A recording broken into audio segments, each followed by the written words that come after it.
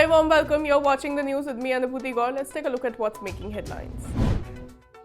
All eyes on the opposition meet today afternoon to discuss the current political situation in the backdrop of the student protests and the controversial citizenship law and the NRC. The meeting aimed at opposition unity will not be attended by West Bengal Chief Minister Mamata Banerjee and BSP Chief Mayawati.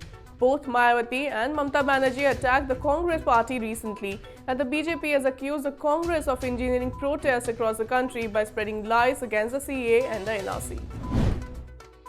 Ahead of the February 8 Delhi Assembly elections, BJP's core committee met on Sunday at Union Home Minister Amit Shah's residence on Sunday to discuss candidates for the upcoming polls.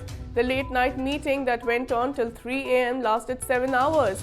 BJP leaders, including party's working president JP Nadda, Delhi elections in charge Prakash Javadekar and the state party chief Manoj Tiwari discussed candidates for 45 out of 70 assembly seats as sources reveal.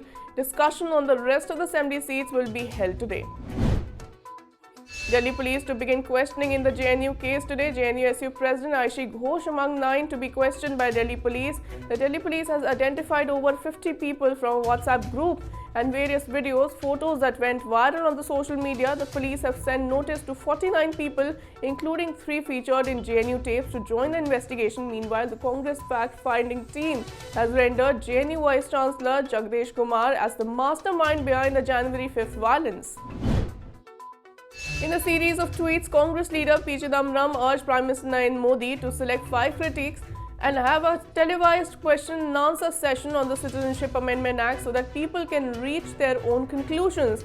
Chidambaram said that he hoped that Prime Minister Narendra Modi would respond favorably to his suggestions. He added that PM talks from high platforms to silent audiences and does not take questions. We talk to the media and are willing to take questions from the media persons. Kerala Governor Arif Muhammad Khan once again corners Kerala government over anti-CAA stance, speaking against the anti-CAA advertisements put out by the state government on the front page of national dailies. He said spending public money for political campaigning was thoroughly undesirable. He said that public money is being used to campaign against a law which has been passed by the parliament. Sounds a bit strange. The governor added that it would not have been a problem if the advertisement was given by a political party. As Iran cracks down on protesters, US President Donald Trump warned Iran on Sunday against the killing protesters who have risen up over the regime's downing of a civilian airliner, as his defense secretary left the door open to the talks with Tehran without preconditions. Trump's warning came as Iran's Islamic regime faced a challenge from angry street protesters. Trump wrote on the Twitter to the leaders of Iran, "Do not kill your protesters," warning that the world and more importantly the USA is watching. That's all in this bulletin. Thanks for watching. The news and updates will continue on the other side.